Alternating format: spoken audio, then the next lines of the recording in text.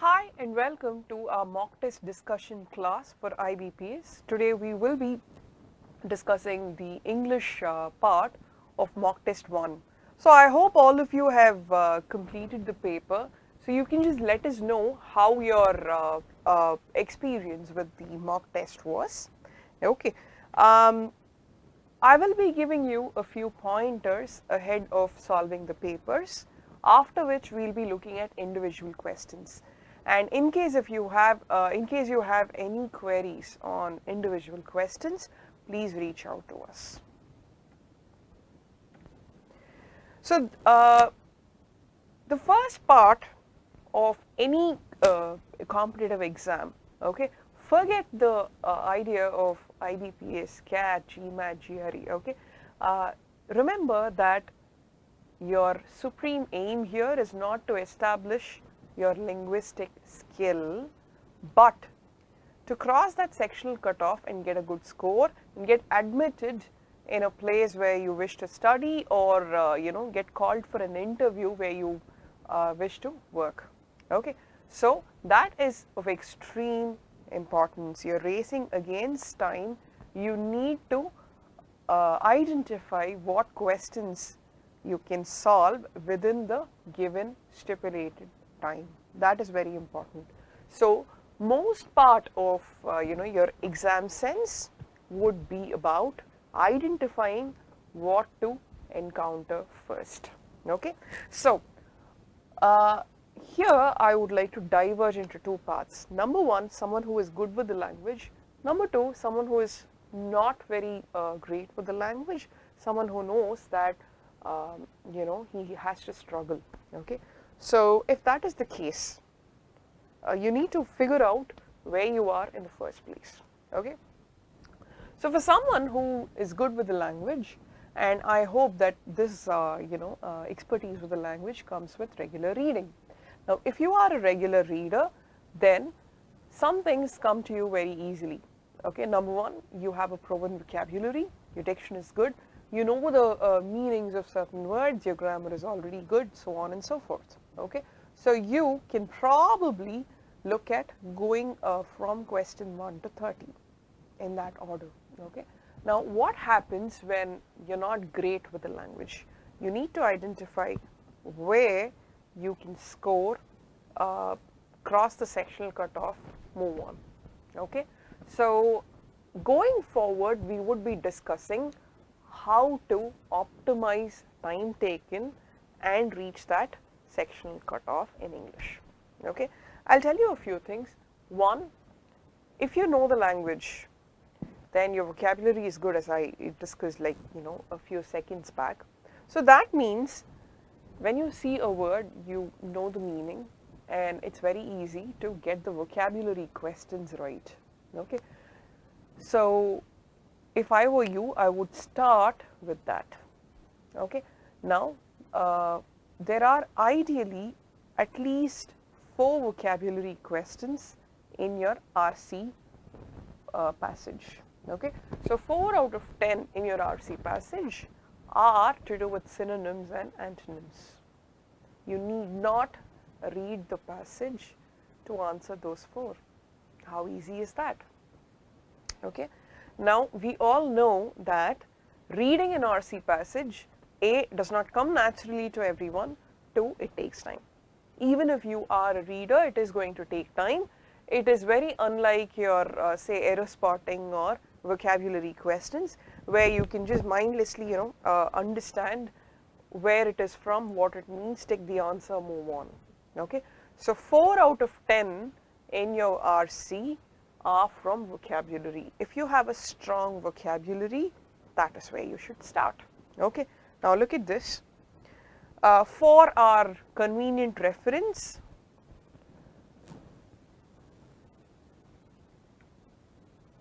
okay, the words are also in bold. Okay, for example, the first one is bureaucracy. Okay, and then we have grubby, litigation, and then we have aplenty.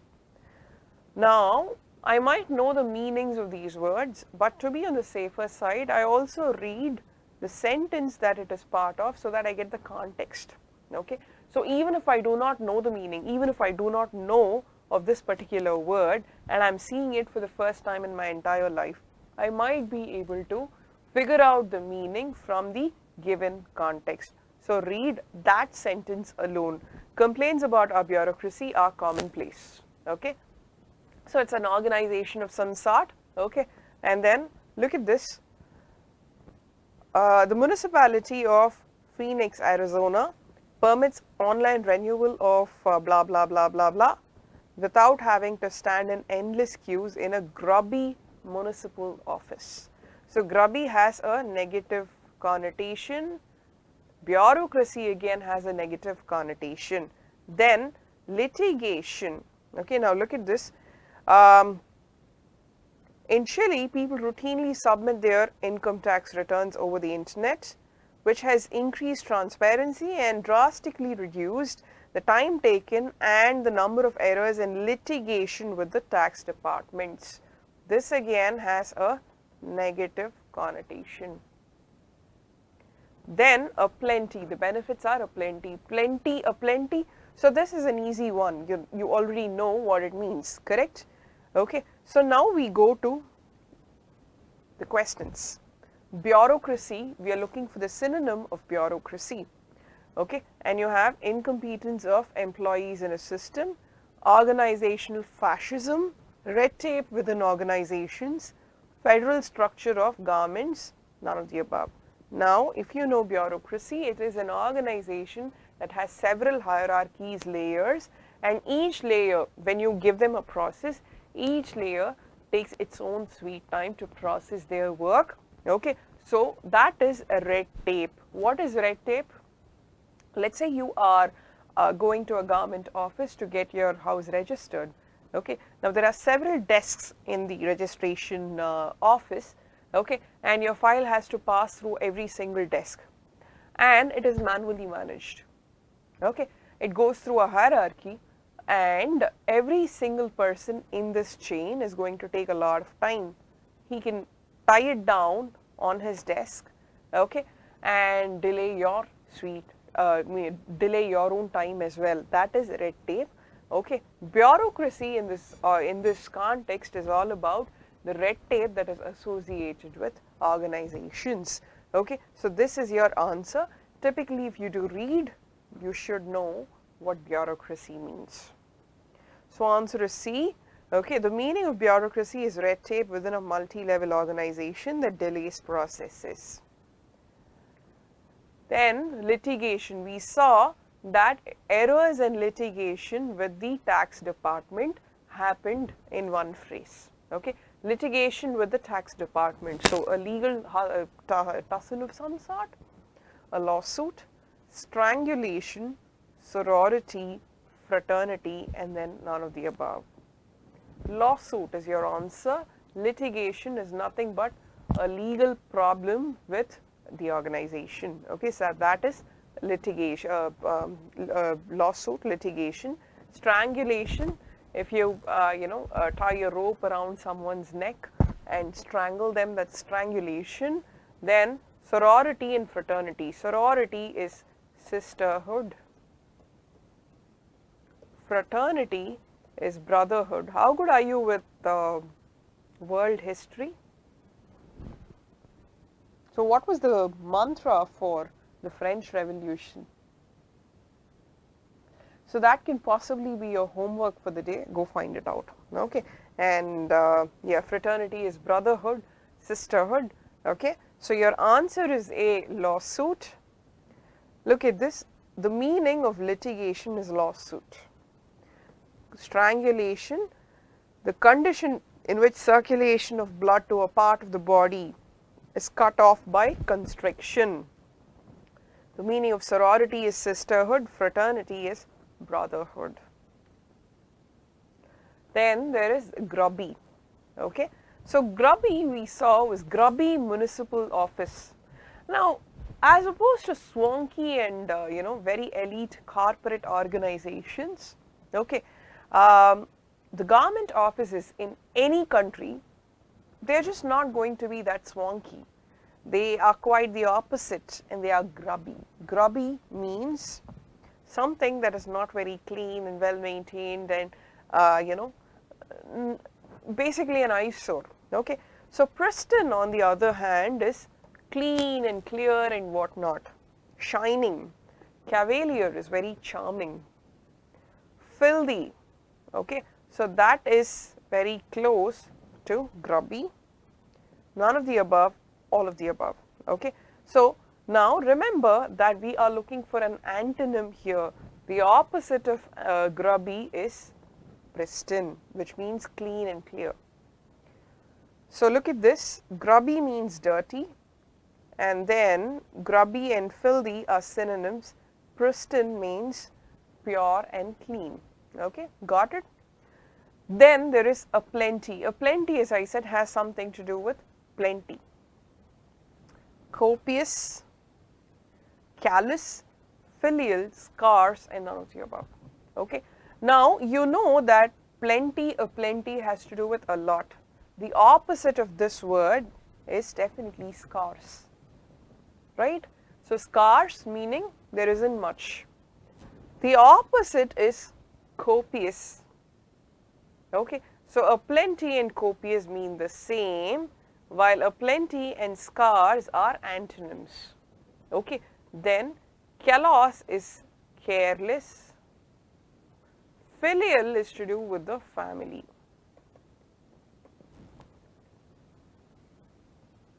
So the answer here, the antonym of the word aplenty is scarce, and that is option D. So you see that I have just rushed through 4 questions without spending much time. And remember, I did not read the passage. Okay. Now reading the passage takes some time, but I've scored 4 out of 10. Okay. I haven't spent time reading the passage. Okay. So tip number 1, finish your vocabulary questions very quickly. Okay. Now there are certain instances where you would already know the words. There are also instances where you would not find a familiar word. Then read that sentence alone, find the context, come back here. Got it? Now, the next very logical step in doing your IBPS examination is to jump to your error spotting exercises. If you have a decent grasp of grammar rules, then this again is not going to take much time. Remember, you have only 20 minutes and your vocabulary questions would have probably taken you 2 to 2.5 minutes. Yeah, and now we shift to your error spotting questions. Now look at this.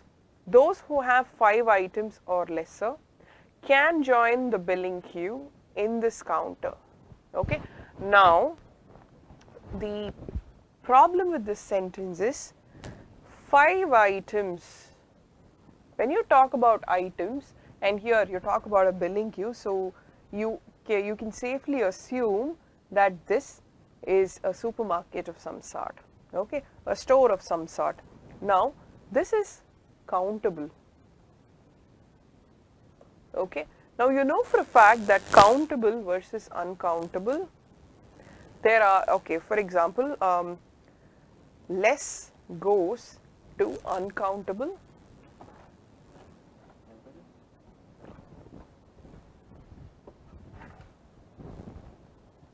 Okay, less goes to uncountable, whereas few goes to countable. Okay, and then much, there is way too much of sugar in my cup of tea. Okay, there was a lot of interference in the video. Okay, now countable would be many, the equivalent. Got it? Now look at this. In this case, 5 items, that is countable, right? So are you justified in using lesser here? No, this has to be fewer. Got it? Those who have 5 items or fewer can join the billing queue in this counter. So your answer is B. Got it?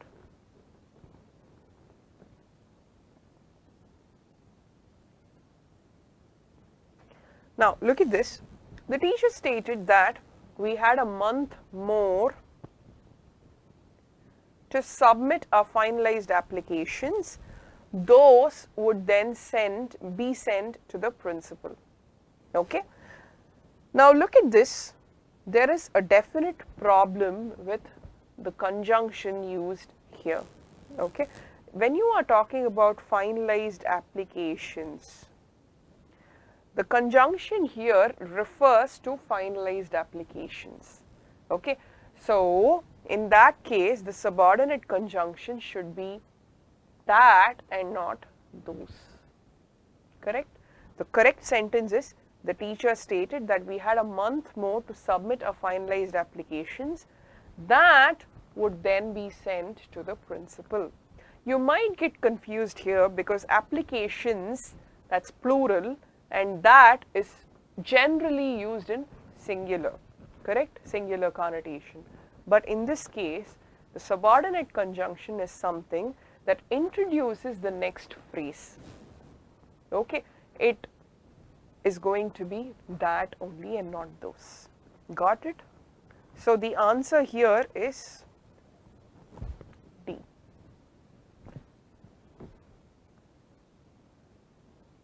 I can tell you where they fail to teach us in school and what we are forced to learn by the job.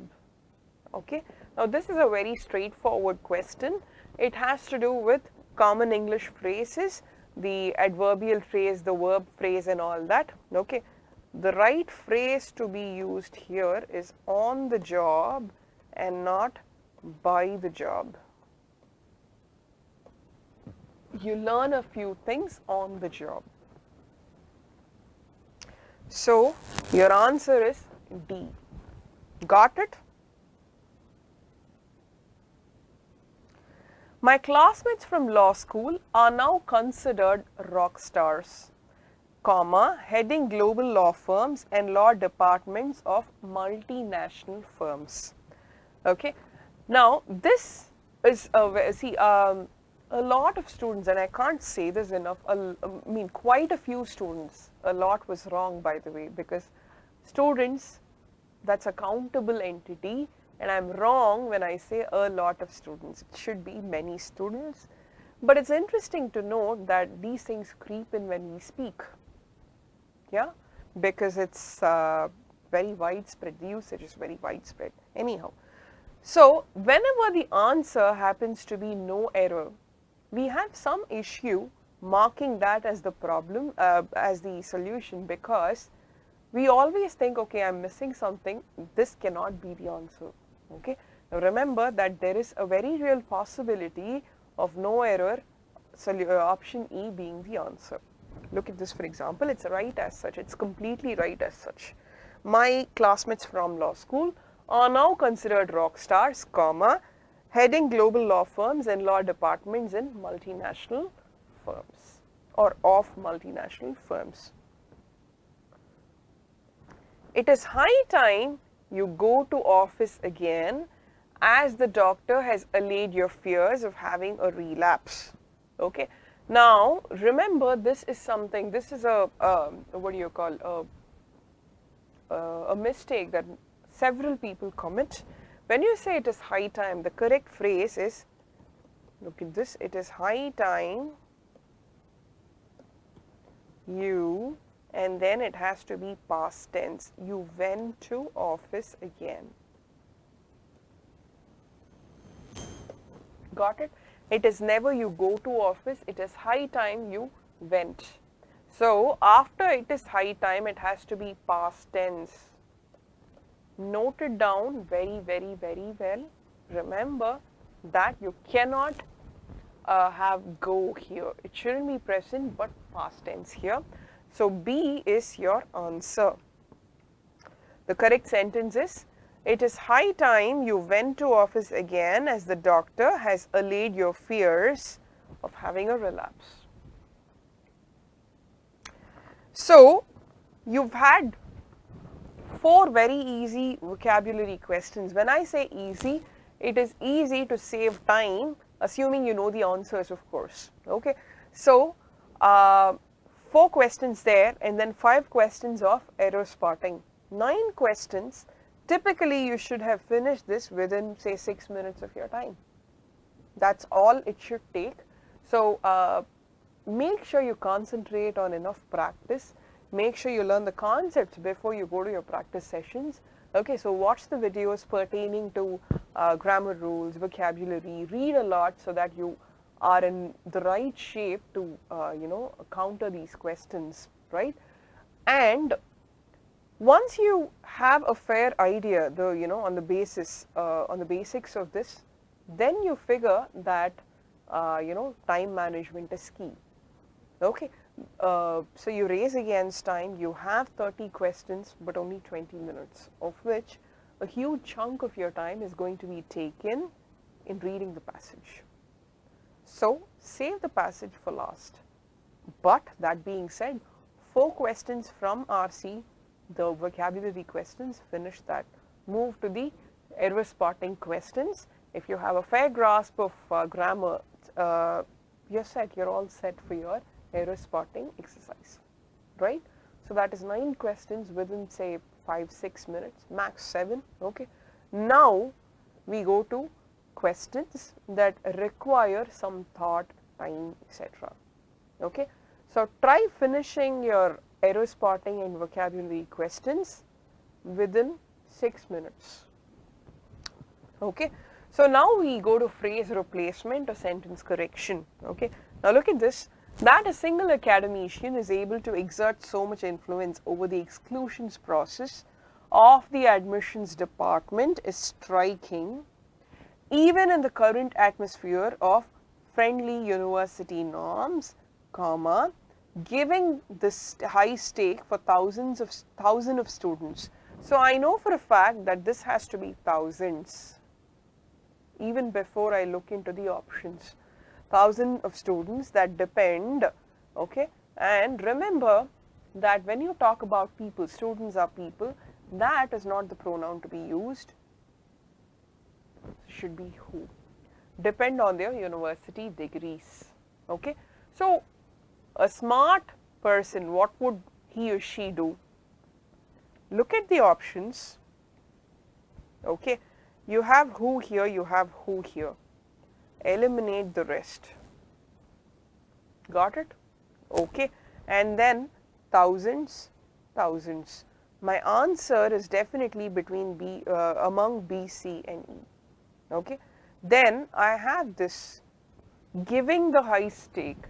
Now if giving is used as a verb, it needs a subject. What is the subject for this giving? Makes no sense, correct? It is a modifier. Okay, and the correct statement, the correct thing is actually given, but there again you have a problem because both C and B and C have given. Given the high rates of inflation, I'm surprised that this cost you so less. Okay, so when you say given in this context, you use it as a contrast indicator of some sort. Given is typically used to reason it out, okay, to reason something out. So look at this. What is the, so the next thing you do, you've eliminated what cannot be the answers, and then you look at the differences between B and C first. Given the high stakes for thousands of students who all depends on degrees, and then who depend on degrees. Students depend, not depends. So I eliminate this as well. Okay. Now your answer options are B and E. Correct?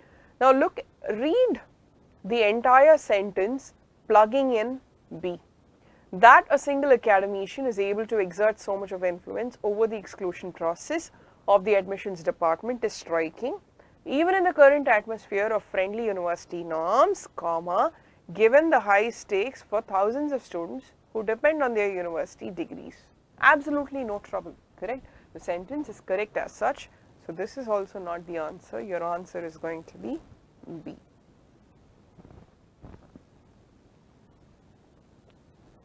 Also remember, stakes is used in plural.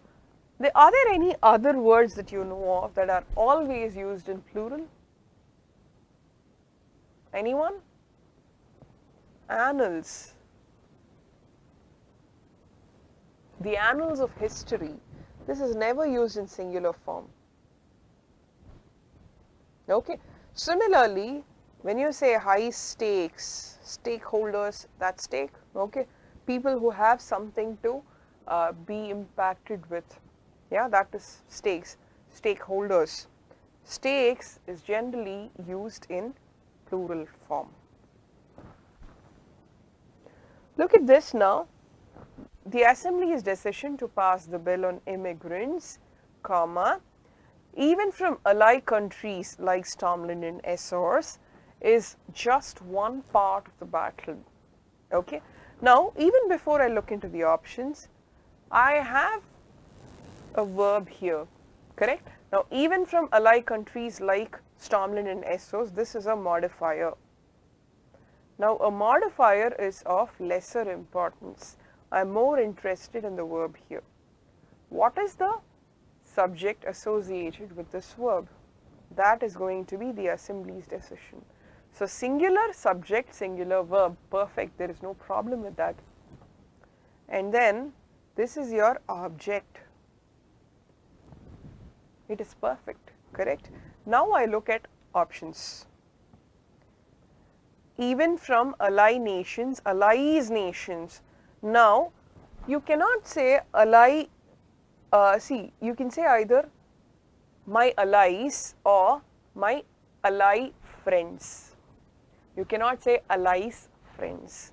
You pluralize only countries here and not ally, because countries is the noun here. This ally is something that is associated with this noun. The ally here is an adjective, a modifier for the noun here. Okay. So, this is eliminated because I am not even looking into it further. Look at this, allies nations, eliminate. Even from allies like Stormland and Azores is just one part of a battle. Okay. Then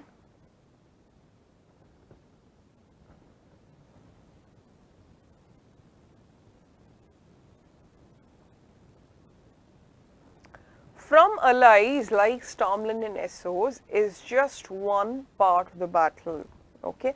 Now, B and C, it is very interesting. You do not find mistakes. When you say a battle, remember, it's okay, it's still okay. We are talking about something that is not introduced.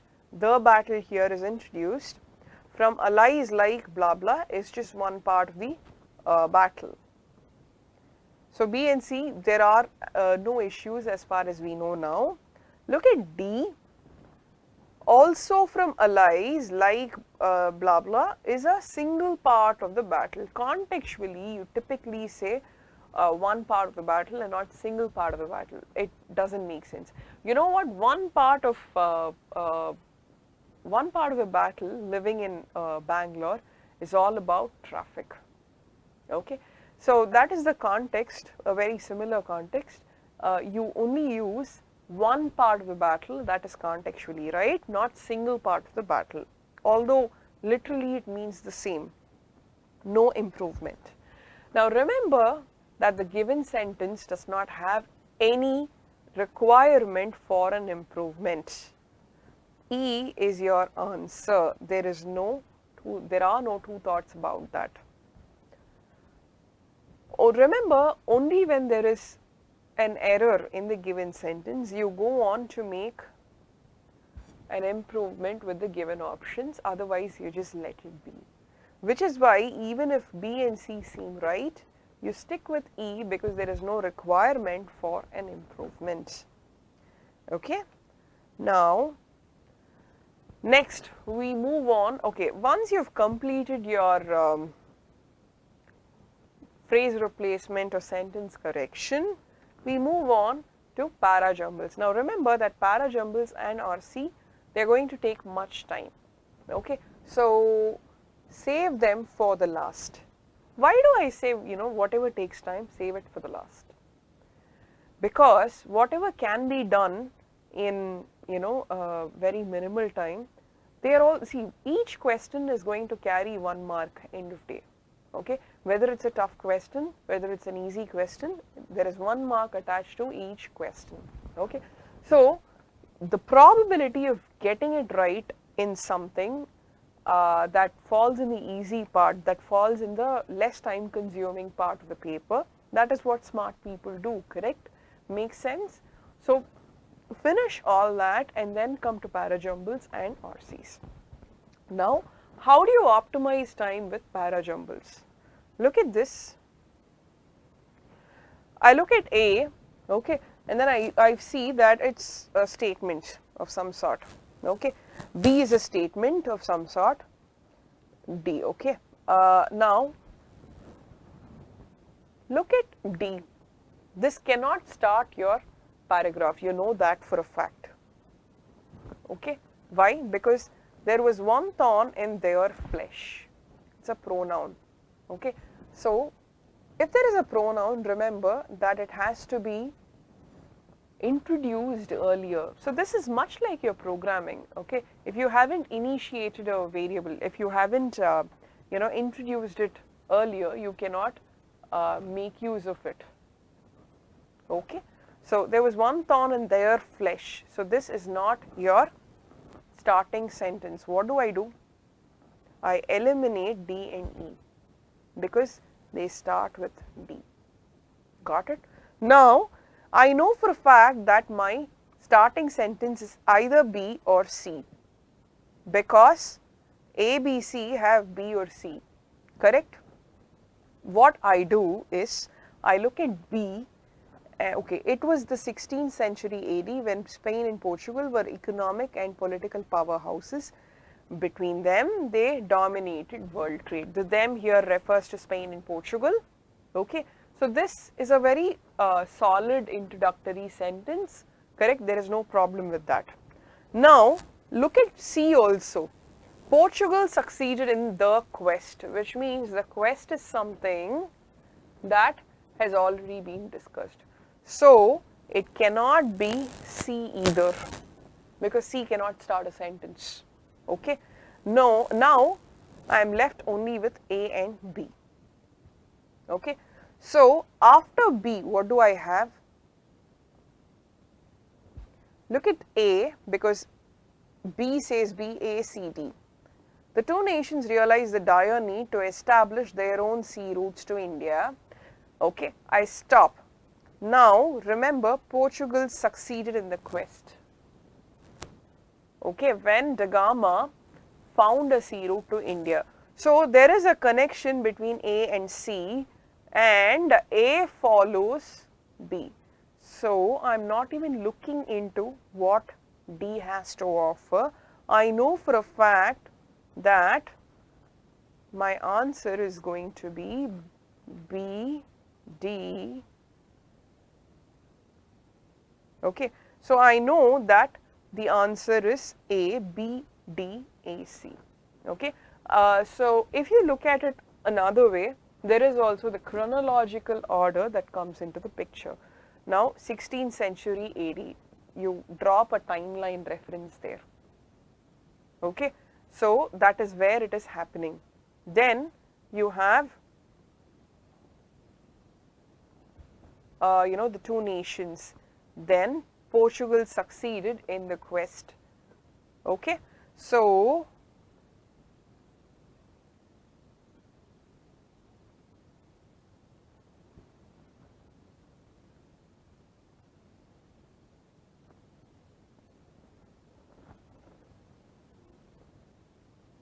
sorry, I seem to have made a mistake here.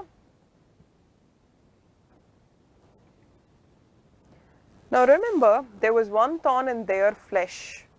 Okay, this is a contrast indicator for economic and political powerhouses. So this is a positive discussed here. Then you say, but there was one thorn in their flesh. Thorn in their flesh means some problem that they had. The Ottoman Turks who controlled the land trade route to India.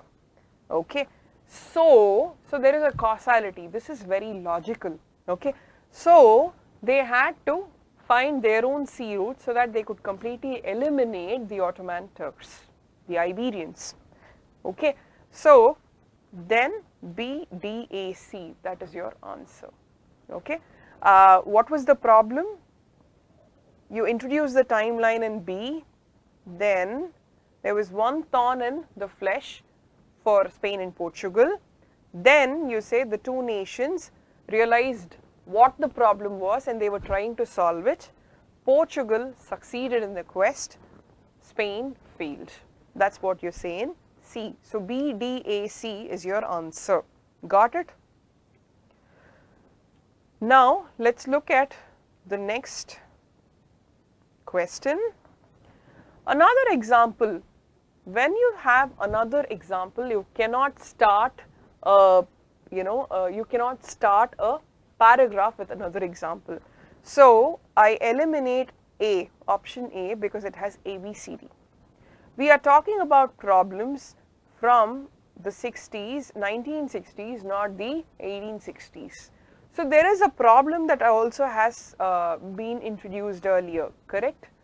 A cannot be your starting sentence, B cannot be your starting sentence, because we are talking about problems from the 1960s, not the 1860s, meaning there is a problem that's already discussed. So B cannot start your sentence. Then if you think about timelines, remember that elderly folks in Alabama still recall times when they had to step off the curbs when they saw white people walking past. Can this start a sentence?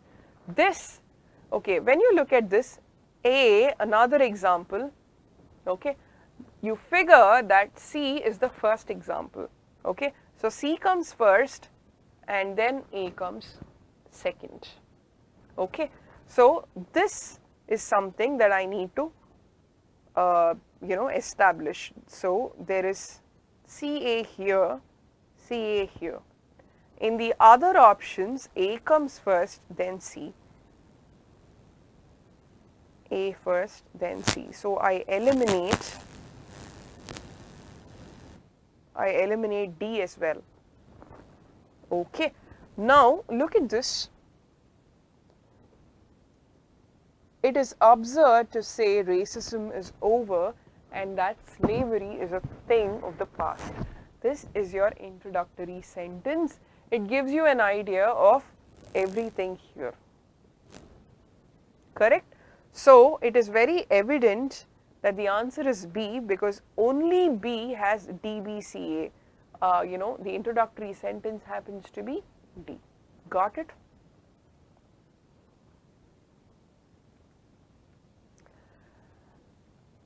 Next.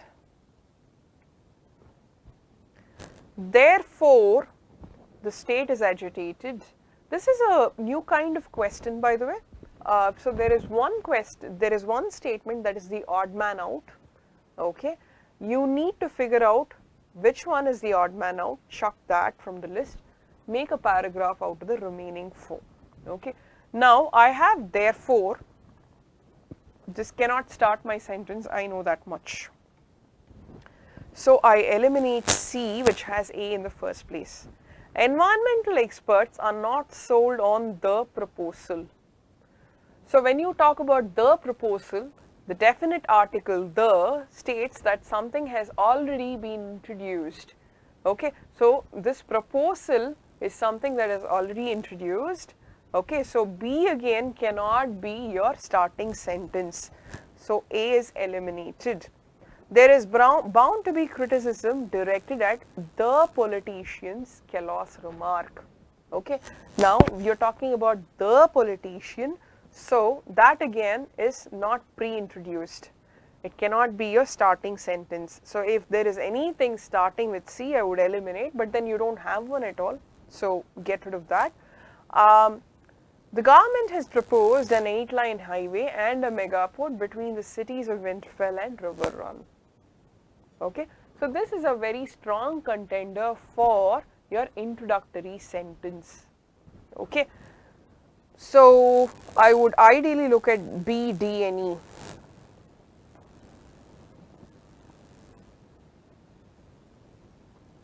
Joining environmentalists are social activists. Now, even before I look into the other part of this sentence, I know for a fact that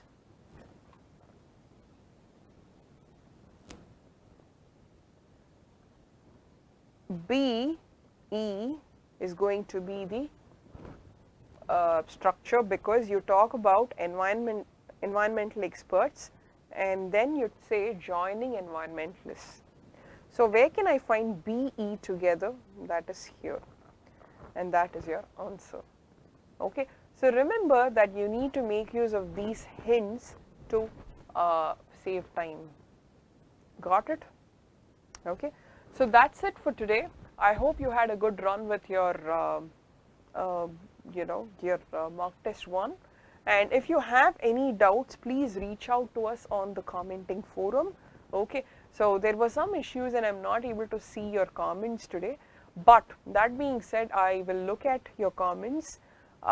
So please feel free to comment, feel free to, put forth your concerns, and we'll sit down, discuss that, and make sure you learn. Okay. See you then. We would be discussing the rest of the paper very soon. We would also be looking at other mock test papers. Okay, so have a great Friday, and that's it from us for now. Bye. See you.